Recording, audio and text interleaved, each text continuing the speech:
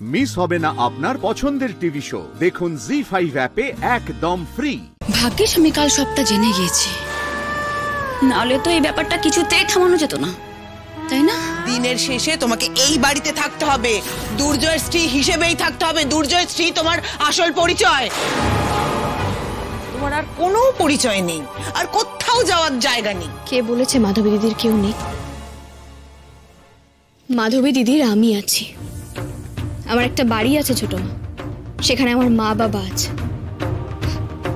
তাছাড়া আমার একটা আস্ত পাড়া আছে, যেখানকার সবাই না আমাকে ভুল ক্ষমতার ভয় নয়, বরং ভালোবেসে মাথায় করে রাখে। আমি যদি ওখানে গিয়ে বলি না, আমার দিদিকে একটু দেখে রেখো, ও একটা নতুন জীবন শুরু করতে চায়, তখন দেখো ছোট মা, কত লোক ওর পাশে এসে দাঁড়ায়। আমি অষ্টমঙ্গলায় আমার বাড়ি যাব, মাধবী দিদিকেও আমার সঙ্গে করে নিয়ে যাব। ও, তুমি অষ্টমঙ্গলায় বাড়ি যাবে?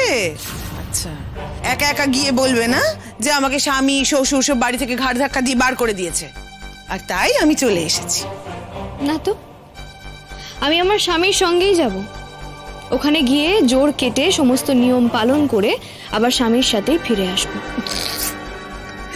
তুমি অষ্টমঙ্গলায় আয়ুষ্মানের সাথে বাড়ি যাবে, তাই তো? কি মজার কথা শোনালে তুমি, কি মজার কথা শোনালে। ছোট মা, ঠিকই শুনেছো, মজা করছি না।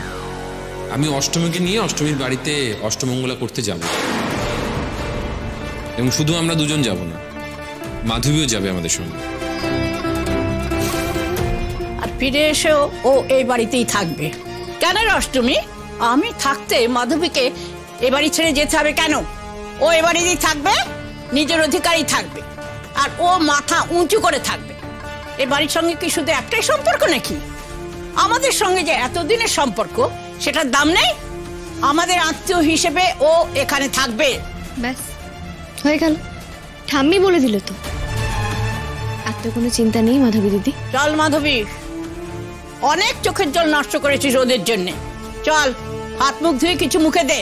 মা, ঠাকুর এখন পুজোয় বসছে, ওকে তো কাজ করতে হবে। ও খেয়ে নেবে মানে? তোমাদের ঠাকুর তো চব্বচস্য খেয়ে পুজোয় বসেছেন, আর এই মেয়েটা কাল থেকে কিচ্ছু খায়নি, আবার বলছো পুজোর কাজ করতে হবে। এই মেয়েটা যে মুখে কিছু দেয়নি, যদি একটা কিছু হয়ে যায় তার দায় তোমরা নেবে? ওই একেবারে চুপ করে থাকলে, এখানে না থাকলে তোমাদের তো সুবিধা হয়, তাই না? কিন্তু আমি বেঁচে থাকতে তা হতে দেব না। মাধবী এই বাড়িতেই থাকবে, আমার নাতনি হিসেবে থাকবে। ও কি শুধু আমার নাতবউ নাকি? এরাও যেমন আমার এক নাতনি, মাধবীও তেমনি আমার আর এক নাতনি। দুর্জয়ের পরিচয় ওর একমাত্র পরিচয় নয়, আমরা এই বাড়ির লোক, আমাদেরও শিরদাঁড়া আছে। তোমাদের তো মান সম্মানের ভয়টা বেশি ছোট মা, তাই এইসব কেচ্ছা কেলেঙ্কারি তোমরা চাপা দিতে চেয়েছিলে।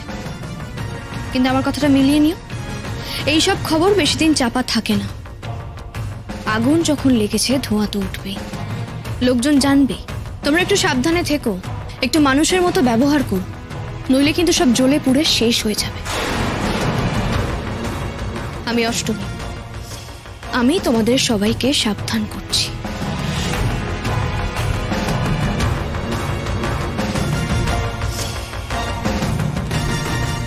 জি5 ডাউনলোড করুন আর সব এপিসোড দেখুন একদম ফ্রি।